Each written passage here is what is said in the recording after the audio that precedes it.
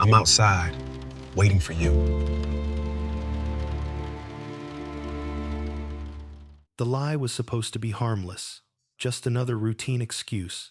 My wife said she was at the gym, so he smiled, nodded, and did something reckless. He drove there.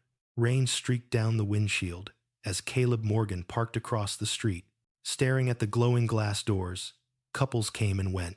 Strangers wiped sweat from their brows. But the woman he loved, the woman who had promised honesty above all else, never appeared. He called her. She answered too quickly, too cheerfully. "I'm outside," he said softly, "waiting for you." Silence. Not the kind filled with bad signal, but the kind filled with fear. In that frozen second, Caleb felt it, the shift, the moment where trust cracks and a much bigger story begins, one that will cost far more than a marriage. Before we dive in, comment your country and local time below. And if you're ready for deep, cinematic drama stories like this, don't forget to subscribe. The rain didn't stop when Caleb stepped out of the car. It thickened, heavier now, as if the night itself had decided to lean in and watch. He stood under the flickering streetlight across from the gym. Jacket collar turned up, the phone still pressed to his ear, long after the line went dead. Ava hadn't hung up. She hadn't said goodbye. The call had simply vanished. Like she had dropped the phone, or like someone had taken it from her hand. Caleb lowered the device and stared at the screen. No callback, no message, just the steady glow of the building across the street. Bright, clean, alive with movement, music thumped faintly through the glass. People laughed. Someone pushed open the door and cold air spilled out, carrying the sharp scent of disinfectant and rubber mats. This was supposed to be proof that he was overthinking, proof that the distance he'd been feeling for weeks was just stress, just schedules, misaligned, just adulthood, doing what it always did. He had come here hoping to feel foolish. Instead, he felt hollow. He crossed the street slowly, each step measured, as if moving too fast might shatter what little balance he had left. Inside, the gym was exactly what it advertised. Rows of machines, mirrors lined with condensation, bodies in motion. He scanned faces without meaning to. Ponytails, headphones, focused eyes. None of them were Ava. He told himself she could be in the locker room. He told himself she could be upstairs, in a class. He told himself anything that would delay the truth for just a few more seconds. At the front desk, a young attendant smiled automatically. "Can I help you?" Caleb forced his voice to cooperate. "Yeah, I'm looking for my wife. She said she was working out tonight." The attendant nodded, fingers already moving toward the screen. "Name," he gave it. The pause that followed was brief, but it landed hard. The attendant's smile tightened, polite but uncertain. "I don't see a check-in for her today." Caleb felt the words before he understood them. "Are you sure?" The attendant turned the screen slightly. "Not unkind, just factual. We track every entry. There's nothing under that name since yesterday morning." Yesterday morning, when Ava had said she was meeting a client, Caleb thanked him and stepped aside. The noise of the gym suddenly too loud, too close. His chest felt compressed, like he'd inhaled and forgotten how to exhale. He pulled his phone from his pocket again, thumb hovering over her name. A notification lit up the screen before he could decide. A message preview, just one line, slipped through the lock screen like a blade. "D. Did you make it out okay?" Caleb stared at it, heart hammering. D. One letter. Enough to rearrange everything. He didn't open the message. He didn't need to. The damage was already done.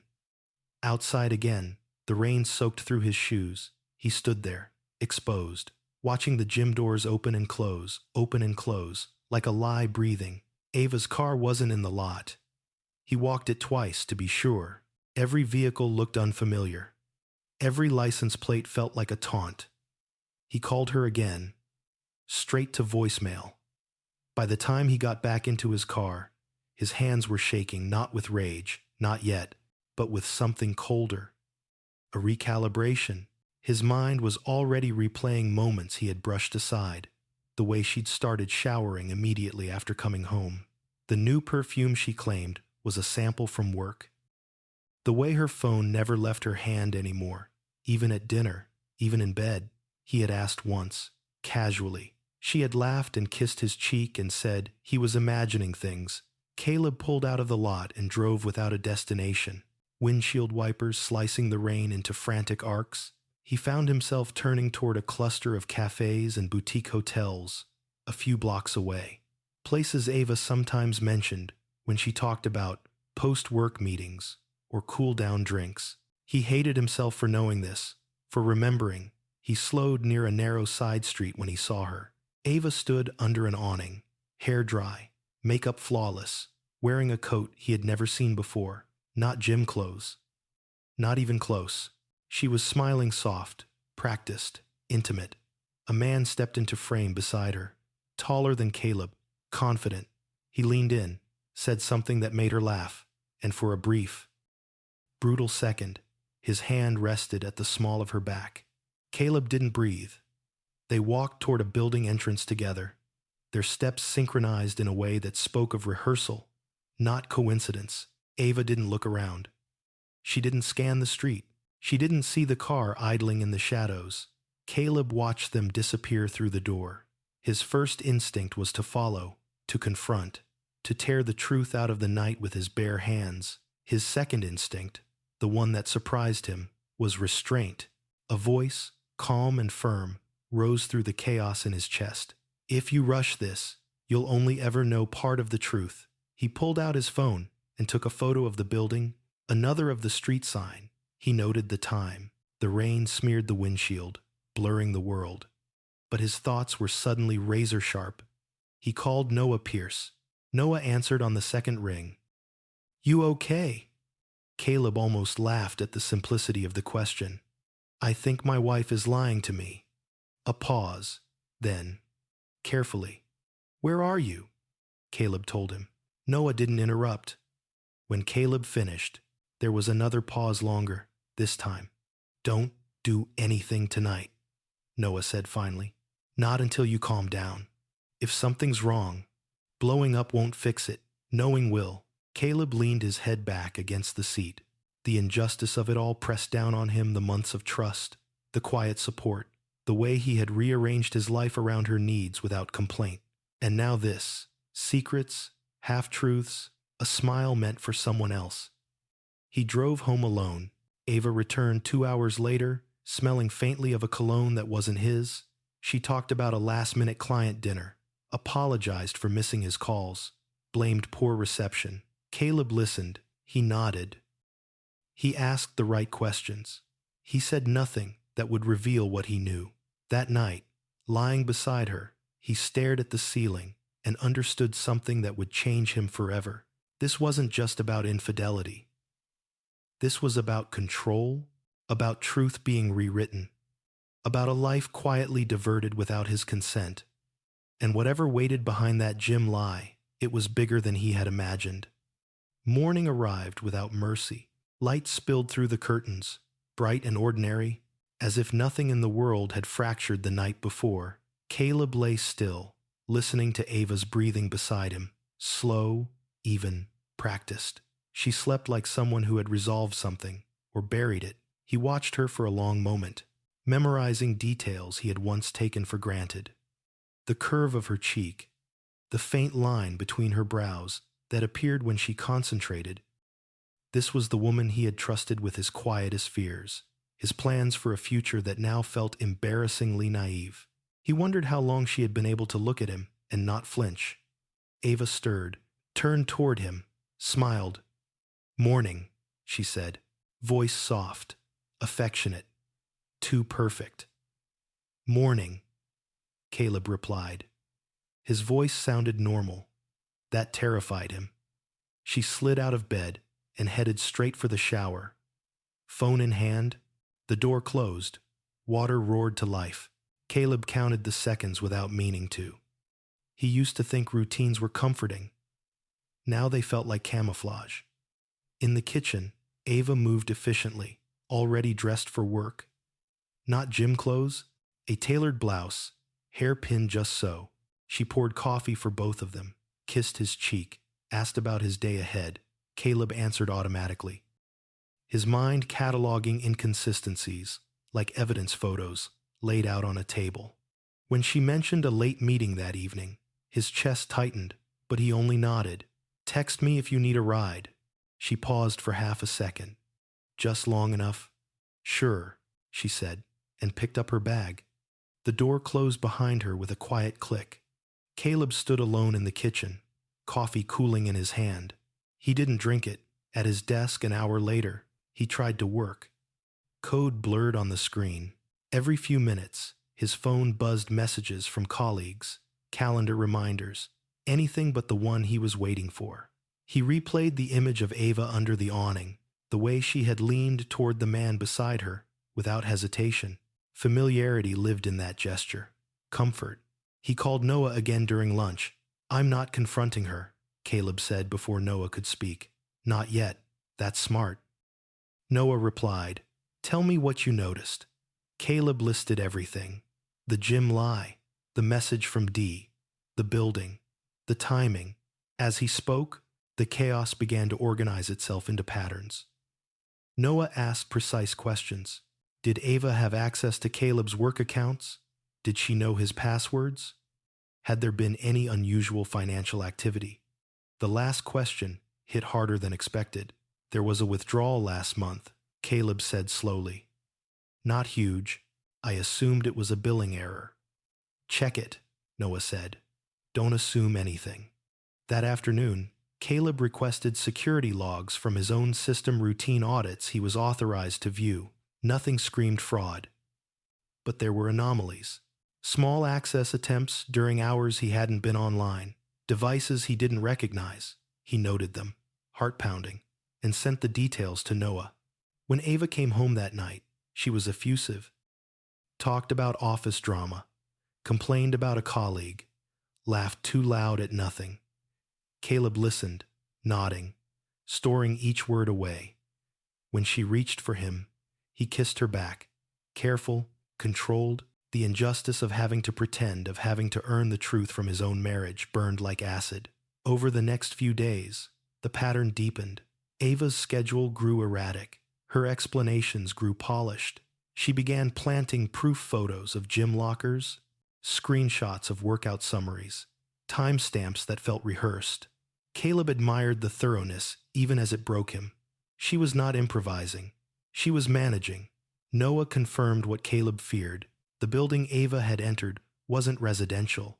It housed private offices, consultants, shell companies, temporary meeting spaces, and the man, Darren Cade, a name that carried weight in marketing circles. Known for aggressive growth strategies. Known quietly for leaving damage behind. Caleb recognized the type immediately. Men who treated people as assets, who confused charm with entitlement. One evening, while Ava showered, her phone buzzed on the nightstand. Caleb didn't touch it. He didn't need to. The screen lit up just enough to show Darren's name in full this time. We need to move faster. He's starting to notice. Caleb's stomach dropped. He set the phone back exactly where it was. Hands steady, mind racing. This wasn't just an affair hidden behind gym lies. This was coordination, urgency. Later that night, Ava asked him casually if he'd changed any passwords at work. It's been glitchy, she said, eyes fixed on the TV. Caleb felt the trap close and stepped neatly out of it. Not recently, he replied. Why? She shrugged. Just curious. He didn't sleep. By the end of the week, Noah had pieced together a clearer picture. Darren had been consulting for Ava's company on a confidential campaign. Money moved through side channels, access requests aligned with Ava's late nights, and Caleb's credentials, his systems, his reputation were a clean bridge between them. She's either being used, Noah said quietly, or she's complicit. Caleb stared at the city lights outside his window. Either way, he said, I'm the one standing in front of the train. The injustice settled deep in his bones. He had done nothing to deserve this, nothing except love someone who saw his trust as leverage. But beneath the anger, something else was forming. Resolve, He would not explode. He would not beg for honesty. He would learn everything. The next morning, he told Ava he might be traveling for work. Her relief was immediate and unmistakable. Caleb noted it without comment. When he left the house, he didn't feel like a victim anymore. He felt like a witness gathering testimony. Whatever game Darren and Ava were playing, it had rules, and Caleb was done playing blind. The story she had told him about the gym, about late meetings, about harmless excuses, was collapsing under its own weight. And somewhere beneath it all, a larger truth waited, one that would force every lie into the light. Caleb didn't tell Ava he had canceled the trip. He packed a bag, kissed her goodbye, and left the house with the practiced ease of someone who had learned how to perform normalcy. Only when he reached the end of the street did he turn the car around and park 2 blocks away, engine off, phone in his lap. He waited until her car disappeared from the driveway before calling Noah. "She bought it," Caleb said. Noah exhaled. "Good. That gives us room." Room. The word felt strange. What Caleb felt was compression, time squeezing tighter, margins shrinking. He spent the morning moving quietly, deliberately. He checked financial statements again, this time with Noah on the line. The small withdrawal he'd dismissed before now, connected to a cluster of microtransactions routed through a consulting vendor. Darren controlled, legal enough to hide in plain sight, ugly enough to ruin someone if exposed at the wrong angle. At noon, Noah sent an address, a cafe near the office building Caleb had photographed, public place. Noah wrote, "Low risk." Caleb arrived early and chose a seat with a view of the street. He ordered coffee he didn't touch. The rain had eased into a dull mist, the kind that made the city feel unfinished. He watched reflections slide along the glass while his mind replayed Ava's voice, from the night before, how easily she'd asked about his passwords, how carefully Darren arrived without fanfare. He looked exactly like the kind of man Caleb had learned to distrust. Tailored jacket, a relaxed posture, a confidence that assumed the room would rearrange itself around him. He ordered espresso, glanced around, and spotted Caleb. The smile Darren offered was warm, immediate, disarming. "Caleb Morgan," he said, extending a hand. "I've heard good things." Caleb shook it. Darren's grip was firm, practiced, funny. Caleb replied evenly. "I can't say the same," Darren laughed, as if this were banter, and sat, direct. "I like that." Caleb watched him settle in, the way he took up space without asking permission. "I'm not here to trade compliments," Caleb said. "I'm here because my name is being used in places I didn't authorize." Darren lifted a brow. "Is it?" "Yes." "A beat." Darren studied Caleb with open curiosity, then leaned back. "You're very smart," he said. "Smart people notice patterns. That's why this is awkward." "Awkward isn't the word I'd choose." Darren smiled again, thinner this time. "Let me be clear. No one is trying to hurt you. We're optimizing a process. Your access just streamlines things." "My access," Caleb said, "isn't yours." "True," Darren said smoothly, "but it is hers." The word landed like a slap. Caleb's pulse thudded in his ears, but his face stayed still. "If you're implying my wife, I'm implying nothing," Darren interrupted. "I'm stating facts. Ava is ambitious. She wants more than the ceiling she's been given. I provide opportunities. You provide infrastructure. It's a clean triangle." "Without consent," Darren shrugged. "Consent is a luxury of people who can afford delays." Caleb felt heat rise, sharp and immediate. "You used her." Darren's eyes flicked. "Just for a moment. I didn't force her. She came to me." The cafe felt suddenly too bright. Caleb pictured Ava under the awning again. The laugh, the ease, and if I shut it down. Darren's gaze hardened. Then the mess lands where the paper trail points. On you. There it was. The threat, polished and smiling. Caleb stood. This conversation never happened. Darren watched him go, expression unreadable. Think carefully, he called after him. You're already standing on the tracks. Outside, Caleb's hands shook. He didn't stop until he reached his car. He sat there, breathing through the surge, and called Noah. It's bigger, Caleb said. And he's not bluffing. Noah didn't ask for details. We move carefully, he said, and we get Ava alone. That night, Caleb waited until Ava came home, waited until the house settled into quiet. He poured 2 glasses of water and set them on the table like offerings. Can we talk? He asked. Ava stiffened, just slightly. About what? About Darren.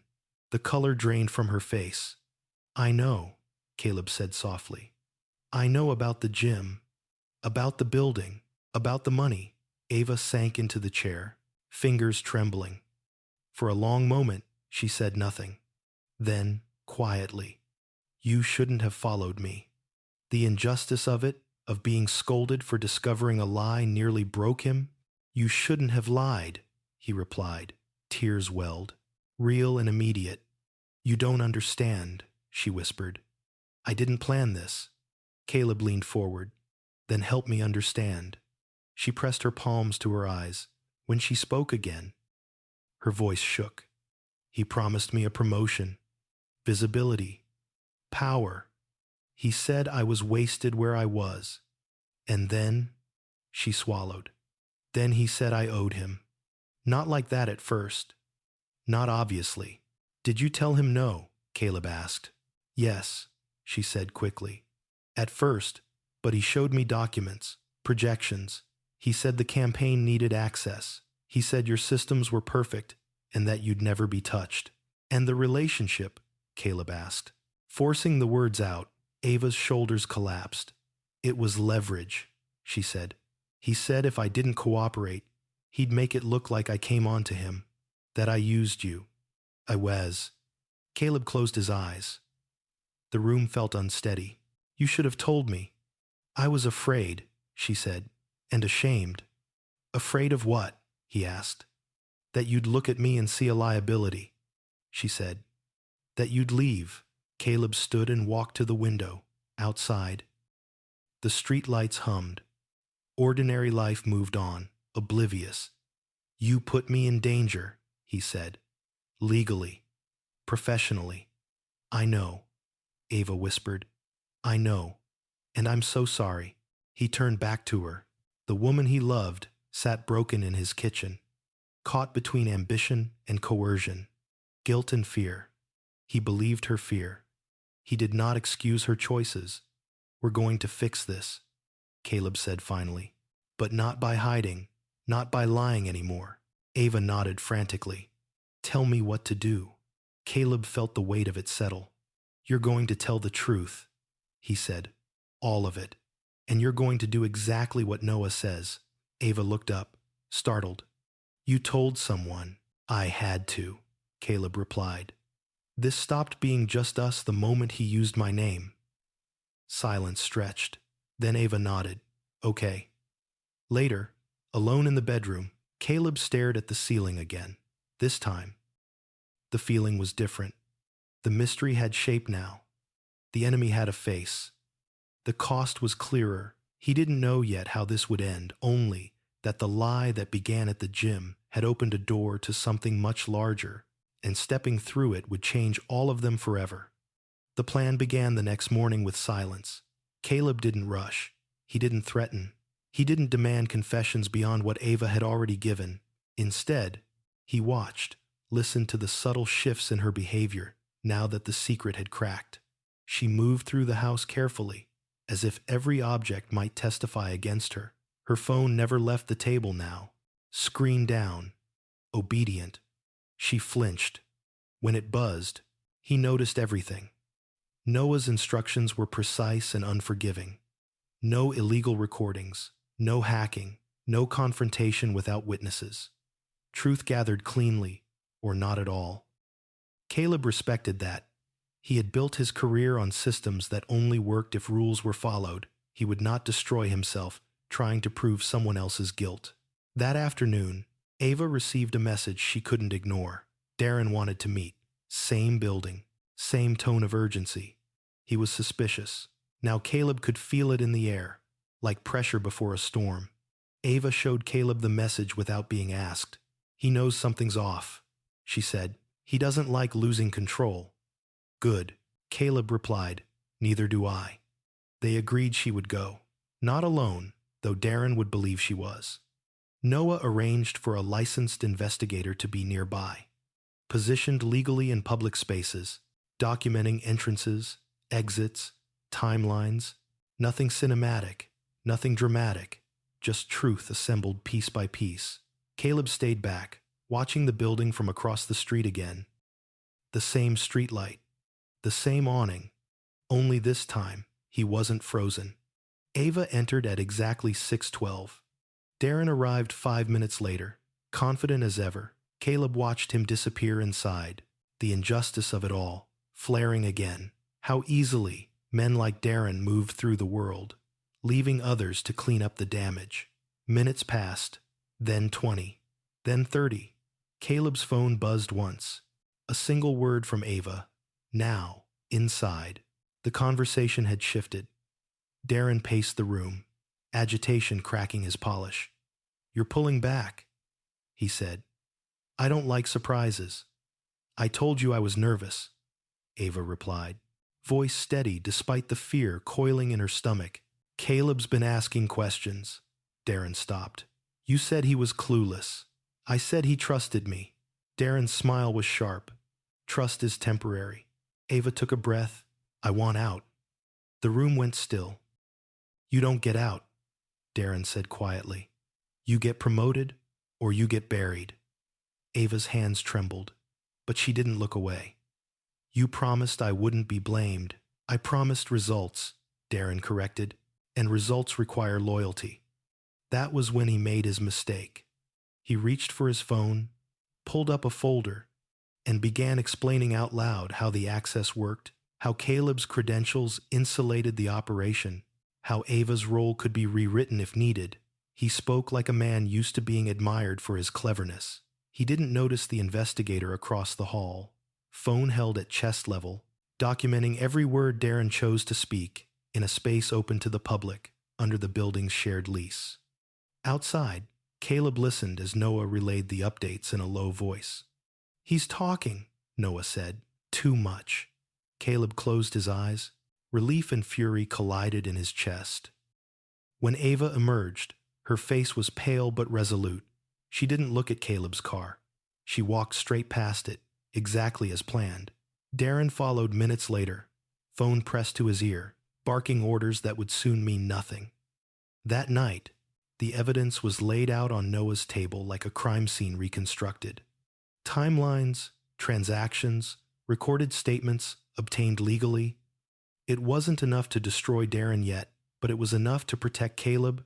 The next move belonged to Darren. It came faster than expected. 2 days later, Caleb's supervisor requested an emergency meeting. HR was present, legal too. An anonymous tip had flagged irregular access patterns tied to Caleb's credentials. The implication hung heavy in the room. Caleb felt the trap snap shut and then loosen. He slid Noah's packet across the table. I anticipated this, Caleb said calmly. Here's what you'll need. The meeting shifted. Questions turned. The narrative bent under the weight of documented truth. By the time Caleb left the room, his hands were steady. Darren's plan had failed to land where intended, but Darren wasn't finished. That evening, Ava came home shaking. He knows, she said. He said if I don't fix this, he'll release messages, photos. He said he'll make me look like the mastermind. Caleb felt the old anger surge, hot and protective. Let him try. Ava stared at him. You don't understand. Some of it taken out of context, it looks bad. Really bad.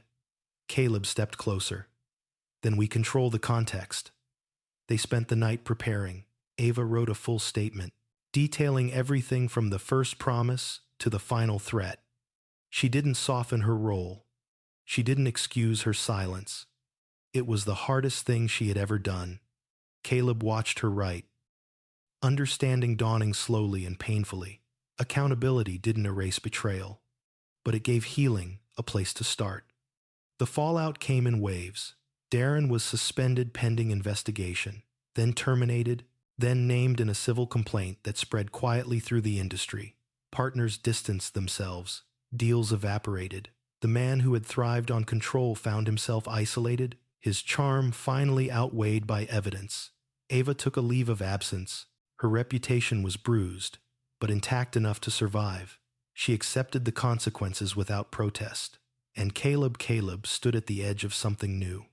One morning, weeks later, he returned to the gym. Not to spy, not to prove anything. He walked in, signed his name, and stepped onto a treadmill. The mirrors reflected a man who looked older, sharper, less willing to ignore discomfort for the sake of peace. As he ran, he understood something with quiet clarity. The lie that began with a simple excuse had forced him to see himself not as a bystander to his own life, but as someone responsible for defending it. Whatever came next, whether with Ava or without, would be built on truth, and that, finally, felt like solid ground. The gym became a strange kind of refuge after that. Caleb went early now, before the city fully woke, when the air still smelled clean and possibility hadn't yet been contaminated by other people's expectations. He ran hard, harder than he needed to, letting his body burn through what his mind couldn't yet process. Sweat was honest. Pain was simple. Neither lied. At home, the silence between him and Ava had changed shape. It was no longer thick with deception, but it wasn't peaceful either. It was cautious, measured, like two people walking through the aftermath of a storm, careful not to step on debris that could still cut. They spoke about logistics, about schedules, about what needed to be done next. They did not speak about love. One evening, as Caleb folded laundry in the living room, Ava stood in the doorway, watching him, as if unsure whether she was allowed to speak. "Darren emailed me," she said finally.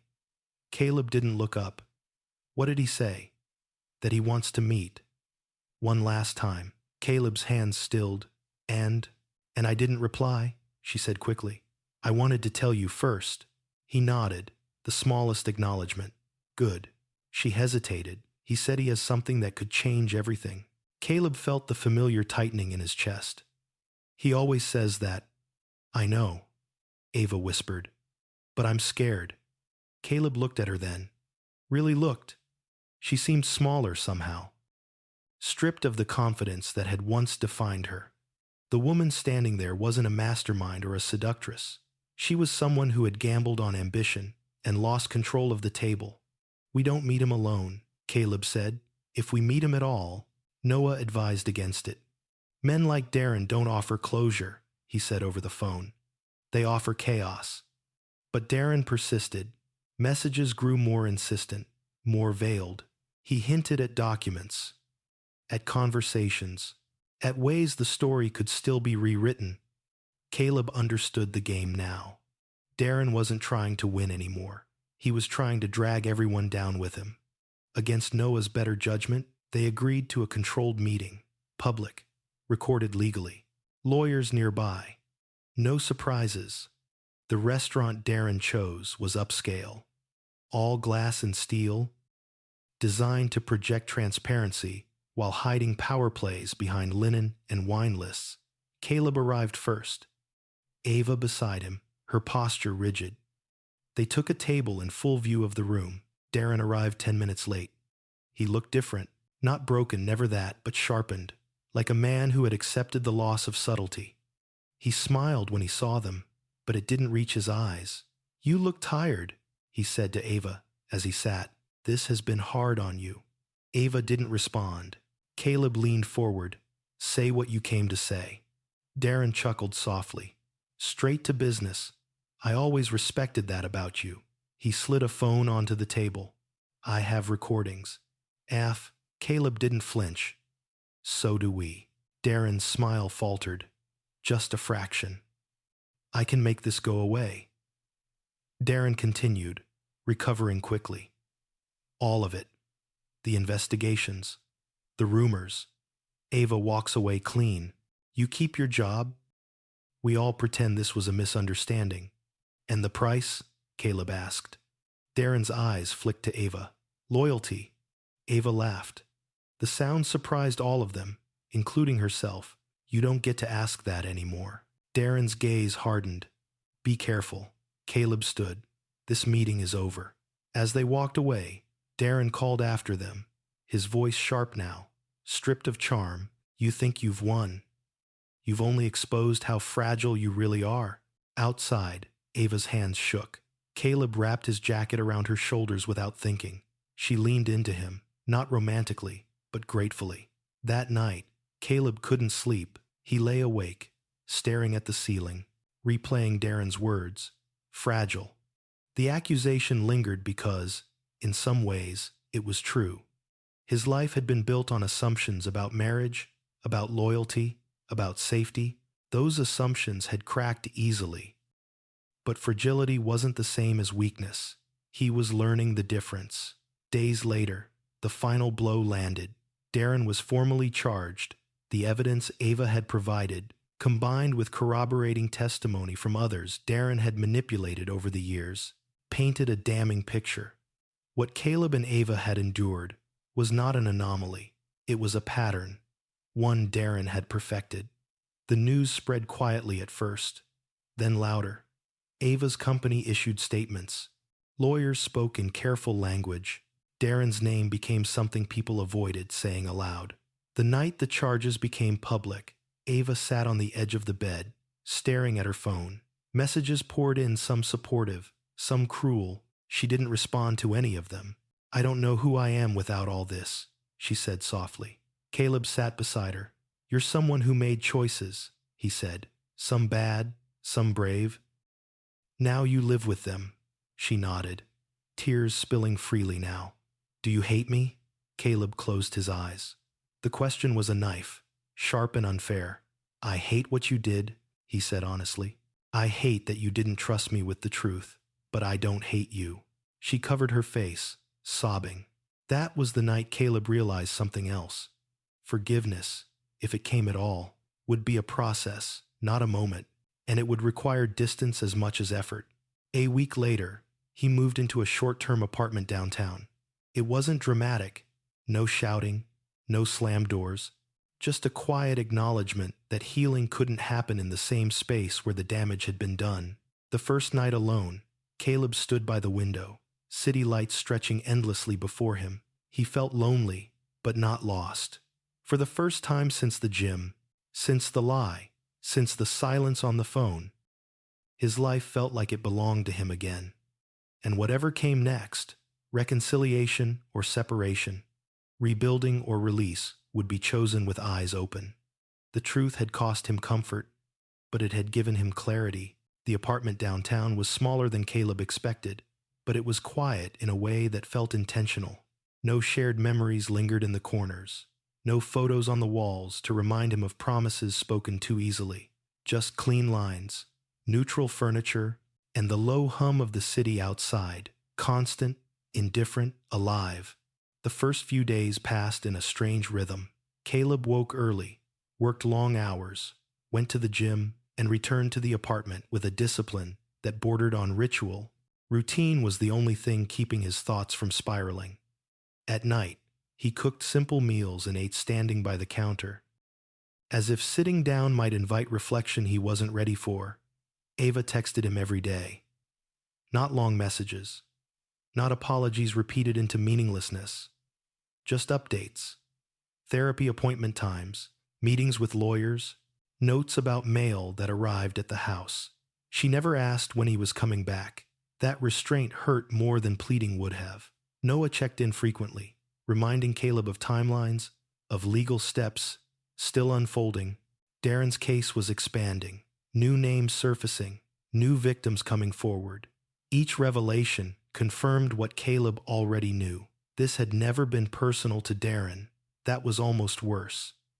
One evening, as Caleb reviewed code at his desk, an unfamiliar email address appeared in his inbox. The subject line was simple: "You should know the truth." He didn't open it immediately. He let it sit there, glowing, invasive, When he finally clicked, the message unfolded carefully, as if written by someone who understood the weight of words. The sender was a woman named Lila Hart, former colleague of Ava's, former consultant under Darren. She wrote about her first meeting with Darren, how he praised her insight, how he positioned himself as a mentor, how quickly the expectations shifted, how silence became currency, how she left the company quietly, reputation bruised, story buried. At the end of the email, one line stood out. Ava tried to warn me. I didn't listen. Caleb leaned back in his chair, breath unsteady. The narrative he'd built of Ava as either victim or accomplice tilted again.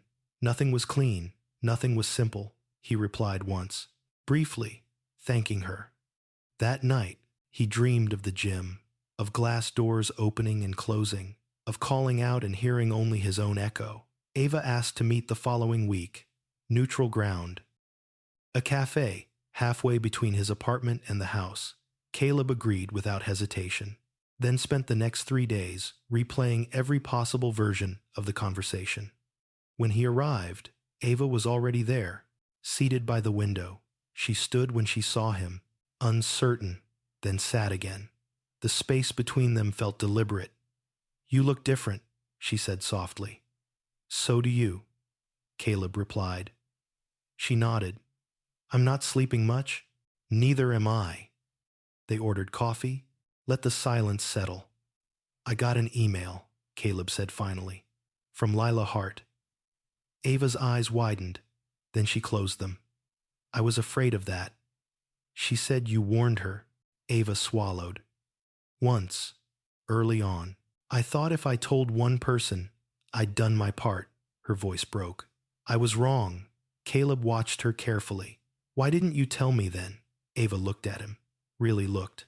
Because you believed in me, she said, and I didn't want to see disappointment replace that. The honesty in her voice hurt more than excuses would have. I'm not asking you to forgive me, she continued.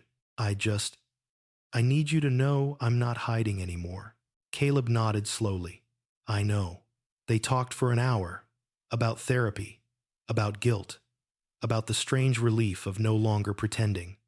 They didn't talk about the future. When they parted, there was no embrace, just a shared understanding that some wounds needed air before they could close. Weeks passed. Caleb began to notice the subtle changes in himself. He listened more closely to colleagues, to strangers, to his own instincts. He no longer dismissed discomfort as paranoia. If something felt wrong, he examined it.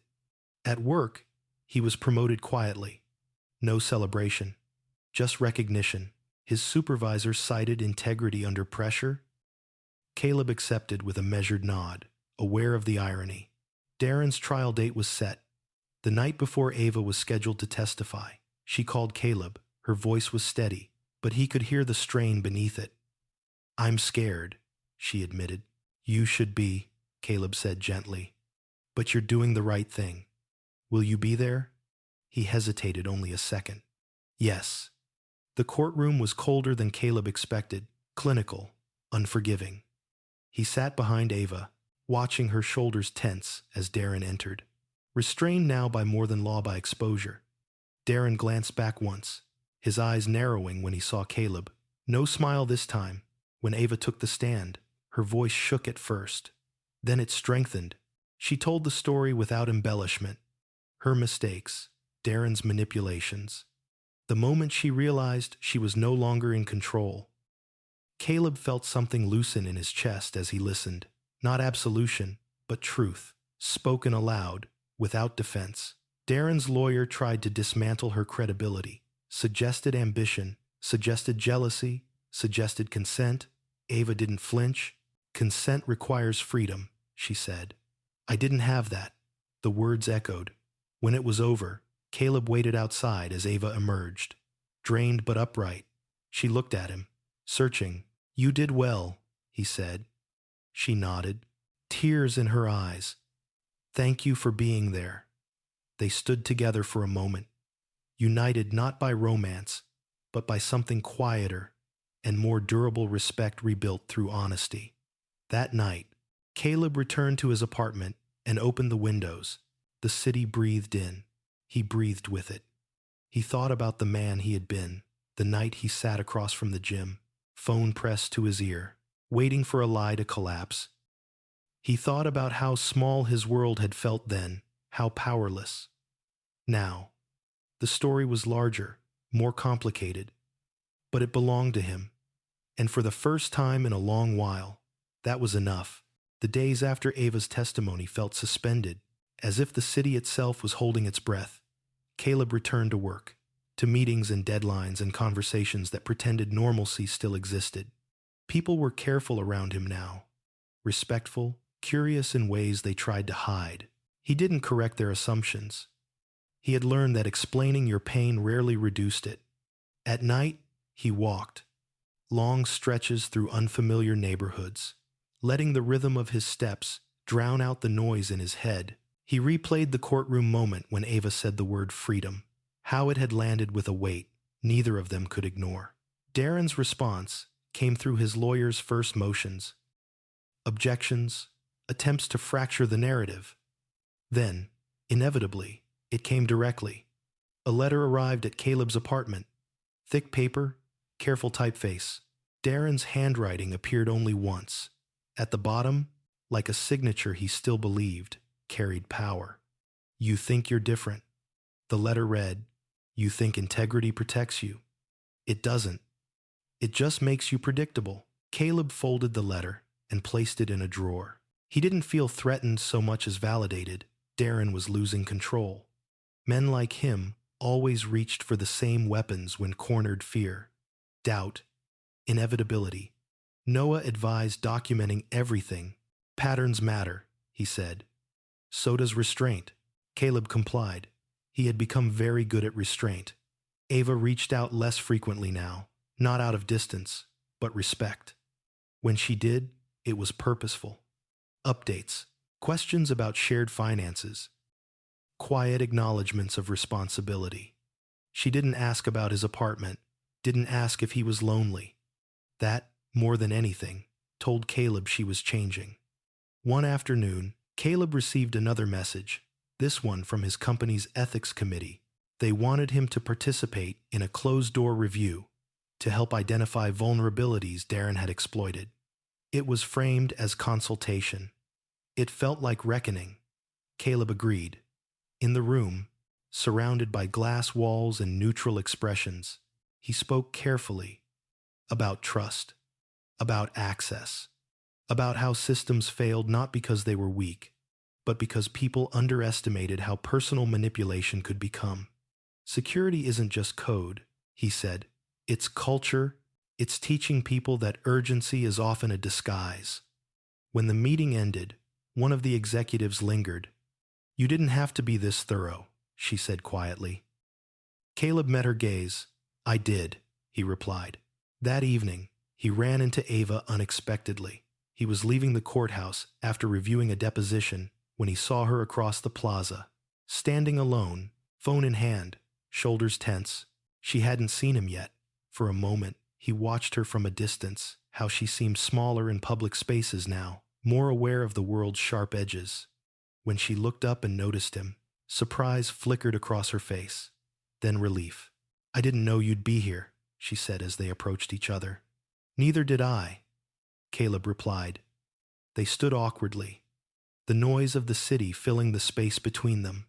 I'm glad you're okay, Ava said. I am, Caleb answered. Are you? She hesitated. Some days. They walked together for a block, not touching, not avoiding it either. I've been offered a new role, Ava said suddenly. Different company. Lower title, cleaner start. That sounds intentional, Caleb said. It is, she replied. I said yes, he nodded. A quiet approval he didn't realize he was capable of offering. At the corner, they stopped. Ava looked at him, eyes searching. I don't expect anything, she said quickly. I just wanted you to know. I appreciate that, Caleb said. Truly, she smiled, small and sad and sincere. Thank you. When she turned to leave, Caleb felt the familiar ache, but it was different now. Less sharp, more honest. The trial dragged on. More testimonies surfaced. More records. Darren's defense thinned, his confidence eroding in public view. The press began to circle, hungry for a villain with a polished past. Darren obliged them poorly. On the day the verdict was announced, Caleb sat alone in his apartment, blinds open, sunlight spilling across the floor. His phone buzzed once. Guilty on all counts. He exhaled slowly, the breath leaving him like a long-held secret. Later, as evening settled, Caleb found himself back at the gym, the same one, the same streetlight outside. This time, he parked openly. He walked in, without hesitation. On the treadmill, heart pounding, he let the past play through him without resistance. The call, the silence, the injustice. He let it pass. When he finished, he stepped outside into the cooling air. The city hummed, indifferent as ever. But Caleb felt anchored in a way he hadn't before. He thought about the man who had believed love required blindness, about the man who had learned, painfully, that clarity was its own form of compassion. As he drove home, his phone buzzed again. Ava's name lit up the screen. He considered letting it go to voicemail, then answered. "It's over," she said softly. "Yes," Caleb replied. "It is." "Thank you," she said, "for not letting me hide." Caleb closed his eyes. "Take care of yourself, Ava." "You too," she said. The call ended without ceremony. That night, Caleb slept deeply for the first time in months. In the morning, he woke with the quiet certainty that while the story had begun with a lie, it would not end defined by it. Healing was not a straight line. It was a series of deliberate steps, taken without guarantees. But he was walking them now, and for the first time since everything broke open, the path ahead felt like his to choose. Life didn't reset after the verdict. It recalibrated. Caleb learned that quickly. The days didn't suddenly glow with meaning, and the nights didn't lose their edges. What changed was subtler, more permanent. The constant vigilance eased. The feeling that something was wrong but unnamed finally had a name and an ending. At work, the aftershocks continued. Darren's conviction triggered audits across departments, reviews of access policies, quiet firings that never made announcements. Caleb became an unspoken reference point. People didn't ask him what had happened. They asked how to prevent it from happening again. He answered carefully. "Slow down," he told them. "Urgency is where manipulation hides." Some listened, some nodded, and returned to old habits. Caleb stopped trying to save everyone. One afternoon, weeks after the trial, he received a request to speak at an internal ethics forum. He almost declined. The idea of turning his experience into a lesson felt invasive, but Noah's words echoed in his mind. Patterns matter. Caleb stood in front of a small room. No cameras, no press, just people. He didn't dramatize. He didn't sanitize either. "I thought trust meant silence," he said. "I thought love meant giving someone the benefit of every doubt. What I learned is that silence protects the wrong people, and doubt isn't betrayal, it's information." The room was still. Afterward, a junior analyst approached him, eyes bright with something like relief. "Thank you," she said. "I've been ignoring a feeling at work because I didn't want to seem difficult." Caleb nodded. Difficulty is sometimes the cost of staying honest. That night, walking home, he realized something had shifted again. His pain was no longer only his. It had become useful, not in a transactional way, but in a grounding one. The story didn't own him anymore. He owned it. Ava called less often now. When she did, it was brief. Updates from her new job. Notes about therapy breakthroughs that sounded cautious, hard-earned. She never asked about reconciliation. Caleb never offered it. They were learning a different kind of respect, one that didn't require proximity. One evening, Caleb returned to the old house to collect the last of his belongings. Ava wasn't home. The space felt hollow without her presence, but also lighter. He moved room to room, packing books, files, the framed photos he hadn't been ready to look at before. In the bedroom closet, he found a box he didn't recognize. Inside were old notebooks. Ava's handwriting, dense and looping. He hesitated and then closed the lid. Some truths didn't need to be excavated. He left the box where it was. As he loaded the final box into his car, Ava's car pulled into the driveway. They stood there for a moment, the past humming between them. "I'm glad you're here," Ava said quietly. "I didn't want to say goodbye in an email." Caleb nodded. "Me neither." She watched him carefully. "I'm moving too," she said. "Smaller place, closer to work? That sounds like a fresh start," he replied. She smiled faintly. "I'm trying to earn it." They didn't embrace. They didn't apologize again. Some things had been said enough. Instead, Ava extended her hand. Caleb took it. The gesture was simple, deliberate. "Take care of yourself," she said. "You too," he answered. As he drove away, the house receded in the rearview mirror, not erased, but placed where it belonged. Behind him, months passed. Caleb's apartment began to feel lived in. Plants replaced empty corners. Books migrated from boxes to shelves. He hosted Noah for dinner one night, laughing for the first time without effort. "You did good," Noah said, raising his glass. "Most people don't come out of something like that with their spine intact." Caleb smiled. "I bent. I didn't break." Dating crossed his mind occasionally, but he didn't rush it. He paid attention to his instincts now. If something felt rushed, he stepped back. If a conversation felt too smooth, he asked harder questions. He learned to sit with discomfort instead of anesthetizing it. One rainy evening, different rain, softer. Caleb found himself driving past the gym again. He didn't stop. He didn't need to. The building no longer held power over him. At a red light, his phone buzzed with a message from an unknown number. "This is Lila. I just wanted you to know I got my job back. Different place, better boundaries. Thank you."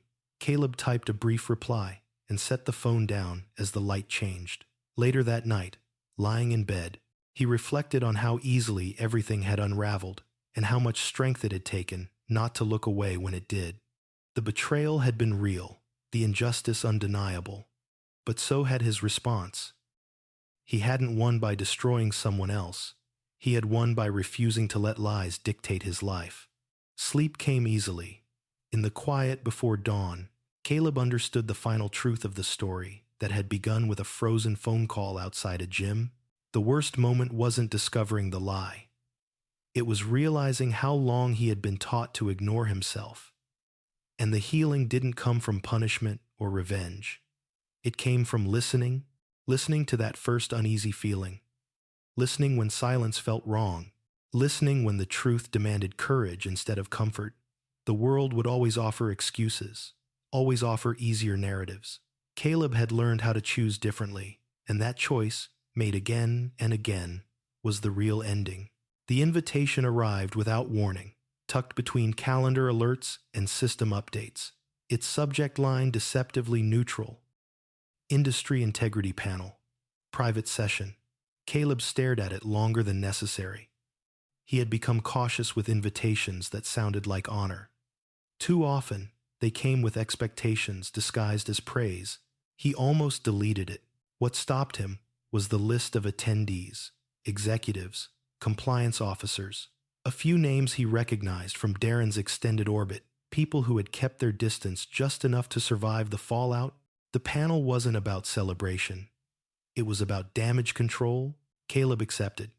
The conference room overlooked the river, glass walls framing water that moved steadily forward, indifferent to the politics inside. Caleb arrived early, choosing a seat near the end of the table. He didn't want to lead. He wanted to observe. The discussion began predictably. Policy failures, oversight gaps, the need for transparency. Words that sounded responsible but carried no weight unless followed by action. Caleb listened, jaw tight. As one executive suggested, Darren had been a singular bad actor. Caleb spoke then, quietly but clearly. He wasn't singular, he said. He was enabled.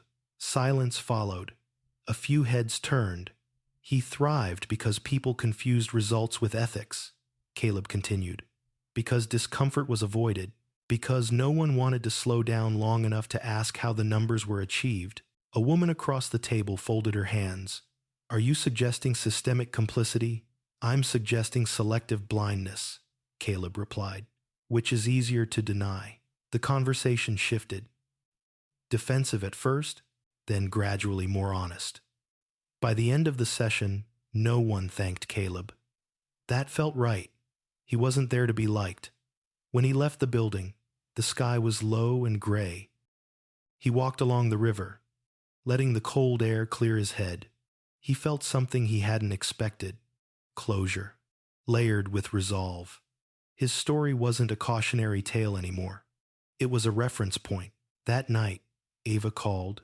I heard about the panel, she said. Someone from my old company mentioned your name. Caleb leaned back against the couch. In what context? Respectfully, she said, cautiously. He smiled faintly. That's new. There was a pause. I wanted to ask you something, Ava said carefully. Caleb waited. I've been offered a chance to speak too, she continued. Not publicly. Small groups. Women in the industry. About boundaries. About coercion. And I don't know if I should, she admitted. Part of me feels like I forfeited that right.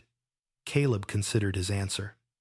You didn't forfeit the right to tell the truth, he said. You forfeited the right to control how it's received. Ava exhaled. That's what I'm afraid of. That's also why it matters, Caleb replied. She was quiet for a moment. Thank you. After the call, Caleb sat in the darkened apartment, thinking about the strange symmetry of it all. How the same system that had punished honesty now quietly invited it on its own terms. Of course, progress rarely arrived clean. Weeks later, Caleb ran into someone he hadn't expected to see again. It was at a networking event he attended, out of obligation more than interest. He was halfway through a glass of water when a man approached him.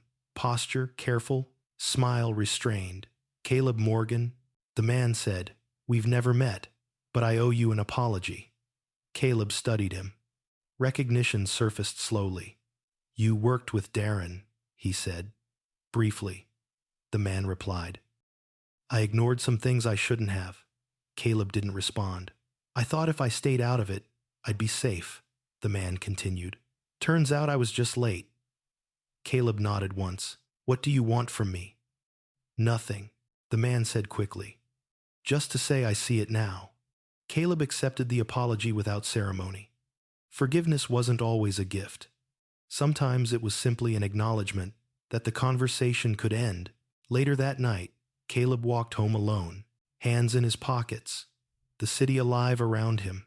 He thought about how often people waited for permission to act ethically, as if integrity were a trend rather than a responsibility. At the apartment, he poured a drink and stood by the window. The river reflected broken lights, beautiful and distorted. He thought about Ava preparing her speech, about Lila rebuilding her career, about the junior analyst who had thanked him for validating her instincts. Patterns mattered. One morning, months later, Caleb received a message that made him sit down. It was from Ava. I did it, she wrote. I spoke. It was hard, but it felt honest. Caleb typed back slowly. I'm glad. I don't expect forgiveness, Ava added, but I wanted you to know I'm not hiding anymore. Caleb stared at the screen. The past tugged at him, familiar and heavy. He let it sit, then responded, That matters. He didn't know what shape their future relationship would take, or if it would exist at all. Beyond mutual respect, he no longer needed to decide everything at once. That evening, Caleb attended the gym's closing hour.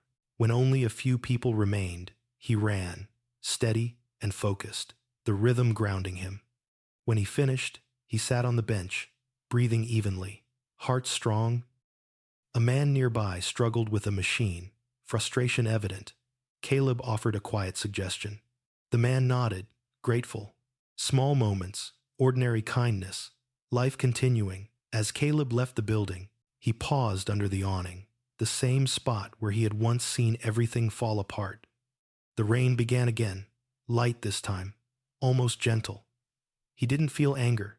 He didn't feel regret. He felt present. The lie that had once frozen him in place had forced him into motion, not reckless movement, but deliberate steps forward. He had learned that truth wasn't a destination reached all at once. It was a practice, and he was still practicing. As he walked to his car, the city lights flickered on, reflecting off wet pavement, stretching ahead like a road that didn't promise ease, but did promise honesty. That was enough. The message that changed everything arrived on an ordinary Tuesday. The kind that blended into the background of Caleb's life. Now that crisis no longer dictated his schedule. It came from an unfamiliar number. No introduction, no pleasantries. If you want to know how deep it really went, meet me tonight. Caleb stared at the screen, thumb hovering. He had learned to be careful with curiosity, but he had also learned that unfinished truths had a way of resurfacing when ignored. He forwarded the message to Noah. Noah called within seconds. "Don't go alone." "I won't," Caleb replied, "but I'm going." The meeting place was a 24-hour diner on the edge of the city, fluorescent lights buzzing like tired insects. Caleb arrived early, choosing a booth with his back to the wall. Noah sat across from him, eyes scanning reflections in the glass. The woman who entered 10 minutes later looked out of place, not nervous, but guarded. She slid into the booth without asking, folding her coat carefully beside her. "My name is Serena Holt," she said.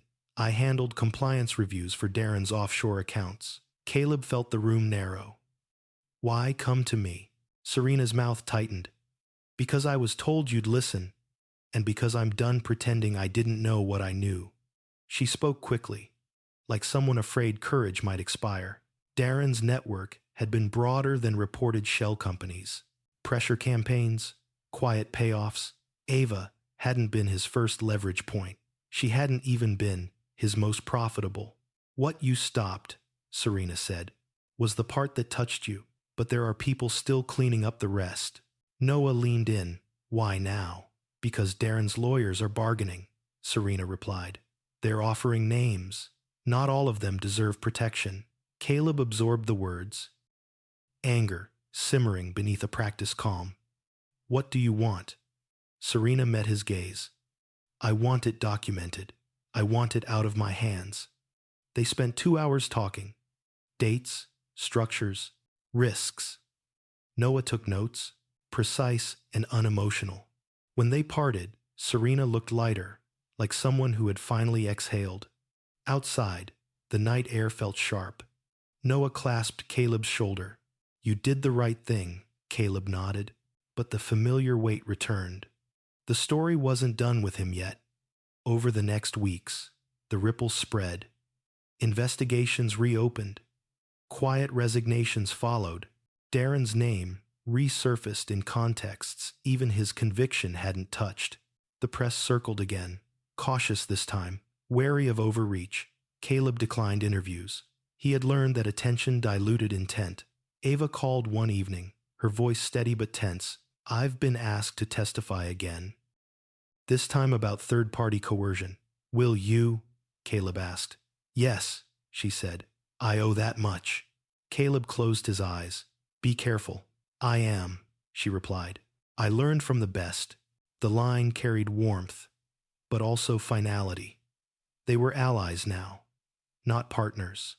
As winter edged toward spring, Caleb found himself less reactive, more deliberate. He mentored quietly at work. He said no more often. He stopped mistaking availability for obligation. One Saturday morning, he joined a volunteer workshop on digital safety at a community center. The room was small, the audience mixed, students, retirees, small business owners. Caleb spoke plainly about scams, about manipulation, about how trust was engineered. Afterward, a woman approached him, eyes rimmed with red. "I wish someone had told me this 5 years ago," she said. Caleb nodded. "You're hearing it now, that night." Alone in his apartment, he thought about how injustice often hid behind competence, how harm wore professional clothing. He thought about the moment outside the gym when silence had answered his call, and how that silence had taught him to listen harder. The final hearing concluded months later. Darren's sentence was extended. Names were named. Systems adjusted imperfectly, but visibly. Serena testified. Ava testified again. The machinery moved, slow and grinding. On the day it ended, Caleb didn't attend. He went for a long run along the river, breath steady, muscles burning in a way that felt earned. He stopped beneath a bridge, water rushing below, and let the wind cool his skin. His phone buzzed, a single message from Noah. "It's done." Caleb sat on the concrete edge and watched the water carry leaves downstream. Done didn't mean erased, it meant placed. Later, he met Ava for coffee, her request. Neutral ground. She looked healthier, lighter. "I'm moving cities," she said. "New start." "That sounds right," Caleb replied. "I wanted to thank you," she added, "not for staying, for telling the truth when it cost you comfort." Caleb considered that. "It cost me comfort," he said. "It gave me clarity." They smiled, shared a quiet moment, and parted without ceremony. That evening, Caleb returned home and opened a drawer he rarely touched. Inside lay the folded letter Darren had sent months ago. He unfolded it once more, read the line about predictability, then tore it in half. He dropped the pieces into the trash without drama. Predictable, he thought, was ignoring your instincts. Predictable was mistaking peace for honesty. He had chosen otherwise. As night settled, Caleb stood by the window, city lights blinking on, like constellations. The world felt vast again, not threatening, not forgiving, just open. The story that began with a frozen breath on a phone call had led him here, steadier, sharper, awake. He didn't need an ending that applauded him. He needed one that let him live, and tomorrow he would. Caleb woke before his alarm, the kind of early rising that no longer came from anxiety, but from readiness. The city outside his window was just beginning to stir, the pale blue of morning settling over rooftops and glass. He lay still for a moment, listening to traffic, to his own breath, to the quiet certainty that had replaced the constant vigilance of the past year. He showered, dressed, and brewed coffee strong enough to cut through lingering sleep. Today wasn't marked on his calendar as important, yet it carried weight. Ava was testifying again. Darren's shadow, though diminished, was still long enough to reach people who hadn't yet found their footing. And Caleb had agreed reluctantly to sit with a federal analyst afterward, someone tasked with mapping behavioral risk indicators for future cases. It felt strange to be considered a data point. At the courthouse, the atmosphere was less tense than before. Fewer reporters, less spectacle. Inside, Ava took the stand with a composure Caleb hadn't seen when this all began. She spoke about contracts designed to confuse, about pressure applied in stages, about how isolation was Darren's favorite tool. She didn't cry. She didn't soften her words. Caleb watched from the back, not as a husband or even an ally, but as a witness to growth forged in consequence. When it was over, Ava didn't look for him. That felt right too. The analyst meeting took place in a nondescript office nearby. A woman in her 40s, sharp-eyed, efficient. She didn't waste time. "We're trying to understand why some people notice red flags earlier than others," she said. "Not just intelligence, temperament, thresholds." Caleb folded his hands. "I noticed them late. You noticed them before you were forced to," she countered. "That matters." They talked for an hour. About trust heuristics, about how people trained to solve technical problems sometimes missed emotional ones until the cost became personal. Caleb spoke honestly about his blind spots, about how fairness had once felt like safety, about how silence had masqueraded as peace. When the meeting ended, the analyst thanked him. "Your experience will help us build better guardrails," she said. Caleb smiled faintly. Guardrails were useful. They didn't stop movement. They prevented catastrophe. Outside, the afternoon sun warmed the pavement. Caleb walked without direction, letting the city choose for him. He passed the cafe where he and Ava had last spoken at length, the diner where Serena had unburdened herself, the office tower where Darren's confidence had finally cracked. These places no longer pulsed with memory. They were just coordinates. His phone buzzed with a message from Lila. Got promoted. Same company. New team. Thank you for answering that first email. Caleb replied with a simple congratulations and put the phone away. Gratitude, he had learned, didn't require conversation. That evening, Noah invited him over. Not for strategy, for dinner. The normalcy of it felt earned. You ever think about how close you came to just letting it go? Noah asked as they ate. Caleb considered. I think about how often people do. Noah nodded. You didn't. That counts. After dinner, as dusk settled, Noah leaned against the counter. What's next for you? Caleb paused. The question no longer felt like pressure. I don't know, he said honestly, and I'm okay with that. Later, alone again, Caleb sat at his desk and opened a document he hadn't touched in months. Notes, fragments, observations from nights when sleep wouldn't come.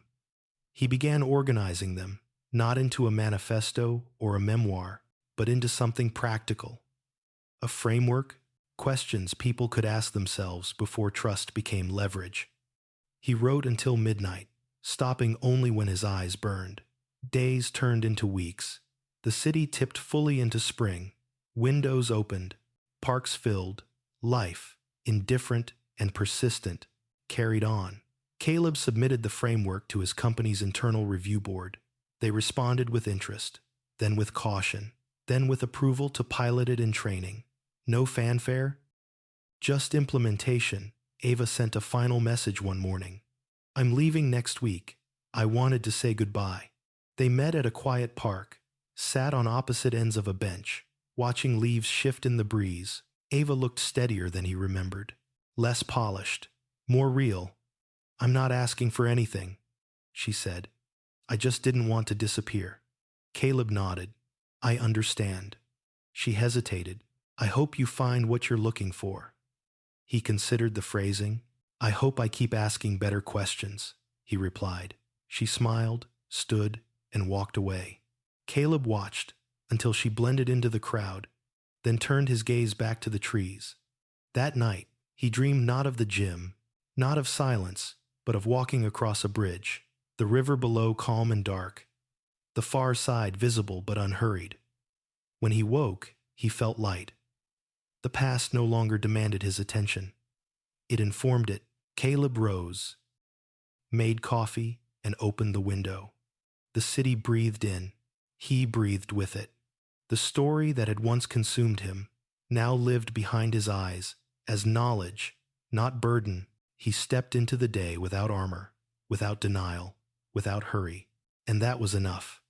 Caleb didn't notice the quiet at first. It arrived gradually, like a tide receding without spectacle. The emails slowed. The calls became infrequent. The city, once a map of charged locations, softened into ordinary routes again. He learned the sound of his building at night, the rhythm of neighbors returning home, the elevator's tired sigh. Peace, he realized, wasn't an event. It was an absence. He filled the space deliberately. Morning runs along the river, evenings spent cooking meals that took time, knife work, simmering, patience. He read books he'd postponed for years. Not because he lacked interest, but because he had lacked stillness. With stillness came memory, and with memory came the chance to decide what stayed. At work, the pilot program began quietly. Caleb sat in the back of a training room, while facilitators presented scenarios drawn from the framework he'd written. He watched people lean forward at the right moments. He saw recognition flicker when questions landed where defenses usually stood. He didn't speak unless asked. This wasn't his stage. It was a mirror he'd helped polish. After one session, a manager approached him, hesitant. "This changes how we talk to our teams," she said. "It makes things slower." Caleb nodded. "Slower is safer." She smiled, thoughtful, and left. He felt the subtle satisfaction of work that mattered without applause. The phone rang that evening with a number he hadn't saved but recognized instantly. It was Serena. "I wanted you to hear this from me," she said. They closed the last open investigation. No more hearings. Caleb exhaled, a breath he hadn't realized he'd been holding. "How are you?" "Free," she replied. "In a way I didn't know was possible." They talked briefly about plans deferred and lives restarted, then said goodbye. Caleb set the phone down and stood by the window, watching traffic stitch light into the street.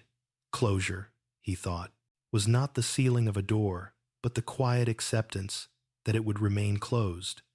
The following weekend, he drove out of the city without destination. Letting highways choose for him, he stopped at a roadside overlook, climbed a short trail, and stood above a valley, bright with spring.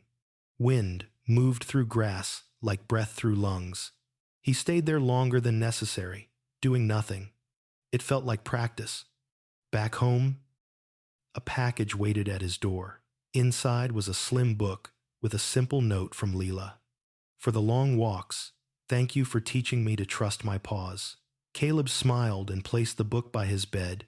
He began to notice the ways people tested him now, not maliciously, just habitually. A colleague pressed for an urgent approval. A neighbor asked for a favor that edged past reasonable. Caleb listened to the familiar urge to accommodate, then measured it against the quieter voice he'd learned to respect. Sometimes he said yes, sometimes he said no. Both answers felt clean. One evening, Noah invited him to a small gathering. Nothing formal, just friends and friends of friends. Caleb hesitated, then went. He found himself laughing easily, telling a story without editing it for safety. When someone asked what he did, he answered plainly. When someone asked what he'd been through, he kept it brief. The past didn't need to perform to be valid.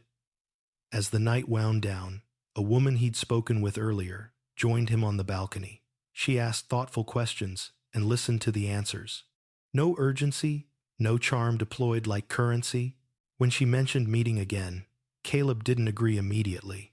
He said, "Let's see." The honesty felt generous. Days later, he received a short email from the analyst he'd met months before. "Your insights helped us revise our intake protocols. Thank you." Caleb archived it and went for a run. Gratitude, again, didn't require ceremony.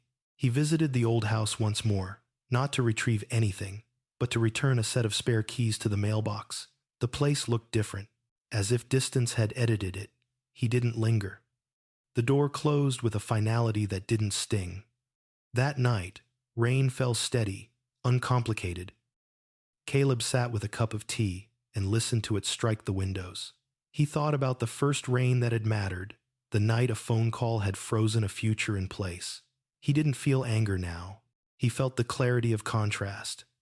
Then and now, before and after, sleep came easily. He dreamed of open roads, not escapes but choices. In the morning, he woke to sunlight and an unremarkable schedule. He smiled at that. He wrote for an hour, refining questions, trimming language until it said only what it needed to say. He sent the draft to the training team and closed his laptop. Later, walking through the park, he passed a group gathered around a fitness class. Music pulsed. Laughter rose. He watched without longing. The world could spin without pulling him into old narratives.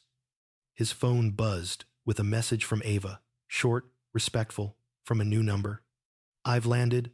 I'm okay." Caleb typed back 2 words. "I'm glad." He meant them. He put the phone away. As afternoon faded, he realized something he hadn't articulated yet. The story that had consumed him had given him a discipline, not suspicion, but attention, not control, but discernment. He hadn't become harder. He'd become clearer. He returned home, opened the windows, and let the city's evening breath move through the room. Somewhere below, a siren rose and fell, Somewhere above, clouds shifted, unconcerned. Caleb stood in the quiet and felt a steady gratitude, not for the pain that had taught him, but for the listening that had followed. The future didn't ask for vows or guarantees. It asked for presence. He turned off the lights, not because the day demanded an ending, but because he was ready to rest. The call came late. After the city had dimmed and the windows across the street had begun to blink off one by one, Caleb was rinsing a pan at the sink when his phone vibrated against the counter. The sound sharp in the quiet. An unknown number? He let it ring once, twice, then answered. "Caleb Morgan," the voice said, measured. "Professional. This is Assistant U.S. Attorney Elaine Rowe. I'm calling because a final cooperation statement just came in. There's something you should hear." Caleb dried his hands slowly. "I thought everything was closed." "Almost," she said. "But not quite." She explained that one of Darren's former partners, someone who had stayed invisible through every phase of the investigation, had decided to talk, not to reduce a sentence, not to negotiate, to confess. The statement detailed a contingency plan Darren had prepared months before the gym lie ever surfaced. A data dump designed to collapse reputations if he went down. It hadn't been executed. It had been parked, waiting. "Your name is mentioned," Rowe said plainly. As someone Darren believed would eventually see through it, Caleb felt a chill. "What does that mean?" "It means he built a story in advance," she replied, "and he underestimated the people who would dismantle it. The contingency materials had been seized and neutralized. There was no remaining risk. But the intent mattered. The planning mattered. And the prosecution wanted Caleb's acknowledgement on record not as a victim this time, but as a witness to motive. After the call ended, Caleb stood at the sink longer than necessary, water running cold over his hands. He thought of the first night, the rain, the silence, the gym doors opening and closing without Ava. Darren had been planning even then. Not the affair, the aftermath. The realization didn't reignite fear. It clarified something else. This story had never been about catching someone in a lie. It had been about refusing to become collateral. 2 days later, Caleb sat in a small office across from a court reporter, answering questions with care. Dates, conversations, impressions. He spoke of Darren's confidence, his habit of narrating outcomes as if they were inevitable. He spoke of the moment he realized the danger wasn't exposure, it was erasure. When it was done, the reporter packed up. Rowe thanked him and shook his hand. "You helped us close a loop," she said. "That matters." Outside, the afternoon was warm. The air edged with early summer. Caleb walked without hurry, letting the city absorb the last of it. He felt tired, but it was the clean fatigue of completion. That evening, Noah came by with takeout and an uncharacteristically solemn expression. "Rowe called me," he said. "Said you handled it well." Caleb smiled faintly. "I answered questions." "You ended a story," Noah corrected. They ate on the balcony, watching the sky darken. "What are you going to do now?" Noah asked. Caleb considered. "Live smaller," he said. "Pay attention," Noah laughed. "That's not small." A week later, Caleb received a note forwarded through his company's legal team. It was from a woman he didn't know, someone named Marisol, thanking him for insisting on documentation months earlier when she'd raised concerns that felt inconvenient. "They told me you said inconvenience isn't a disqualifier," the note read. I held on to that. Caleb closed the message and sat back. The echoes were unexpected, but welcome.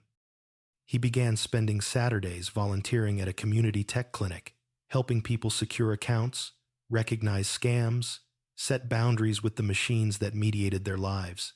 He didn't preach, he asked questions. He taught people how to pause. One afternoon, a teenage boy asked him, "How do you know when someone's lying to you?" Caleb thought for a moment. "When the story needs you to ignore yourself," he said. "That's usually the tell." The boy nodded, as if that made sense. Maybe it did. On a warm evening, Caleb met the woman from Noah's gathering, again by design this time. They walked along the river, speaking in fragments and silences.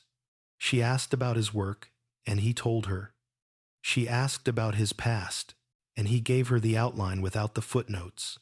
When she reached for his hand, he didn't pull away. He didn't rush either. Trust. He was learning. Could be built at a human pace. Ava sent one last message before changing her number. I'm starting over. I hope you are too. Caleb replied with a wish for steadiness, and meant it. As summer deepened, Caleb's life expanded without drama. He hosted dinners. He said no to panels that felt performative. He said yes to mornings that felt honest. He kept running, not to outrun memory, but to inhabit his body fully. One night, during a thunderstorm that rattled the windows, Caleb woke from a dream and sat up, and heart steady. He listened to the rain and smiled at the absence of dread. The weather was just weather now. In the morning, he found a small envelope slipped under his door. Inside was a single page, no letterhead, no signature containing a paragraph from Darren's seized notes. It described Caleb as an anomaly principled to the point of self-sabotage. Caleb folded the page and recycled it. He understood the miscalculation. Principles hadn't sabotaged him. They had saved him. At the river that evening, he watched the water move, constant and unburdened. He thought of the night when silence had answered his call, and how that silence had forced him to choose between comfort and clarity. He had chosen clarity. Again and again. The story had reached its final turn, not with spectacle, but with a quiet refusal to let someone else write his ending. He breathed in, breathed out, and kept walking forward, attentive, awake. The path didn't promise ease. It promised truth, and that was enough. Autumn arrived softly, without announcement. Leaves changed before Caleb noticed. The river darkening, the mornings cooler. He welcomed the shift. It felt earned, like a season that didn't rush, that trusted people to catch up. He found himself settling into a rhythm that didn't require explanation. Work remained demanding, but no longer consuming. The training framework he'd helped design was now standard onboarding. He watched new hires pause at questions once ignored, saw conversations slow down in ways that prevented damage instead of reacting to it. Progress, imperfect but real. One afternoon, an internal memo circulated. The company was launching an independent ethics review board, separate from executive influence. Caleb read it twice, then closed the email. He hadn't pushed for this publicly. He hadn't needed to. Some changes took root quietly. The final legal notice regarding Darren arrived the same week. New drama, new press, just a sealed document confirming that all appeals had been exhausted. The sentence would stand. Assets forfeited, restrictions imposed. Darren Cade would not return to the world that had once rewarded his methods. Caleb felt no triumph reading it, only a strange stillness. The chapter was finished not because it had ended, but because it could no longer reopen. That evening, he met Noah for a walk along the river. The path was scattered with leaves, the air sharp enough to feel alive. "You ever think about what would have happened if you hadn't gone to the gym that night?" Noah asked. Caleb considered the question carefully. "I think about what would have happened if I'd gone and still ignored what I felt." Noah nodded. "That's worse." They walked in silence for a while, watching reflections tremble on the water. "I'm proud of you," Noah said finally. "Not for winning, for not becoming bitter." Caleb smiled faintly.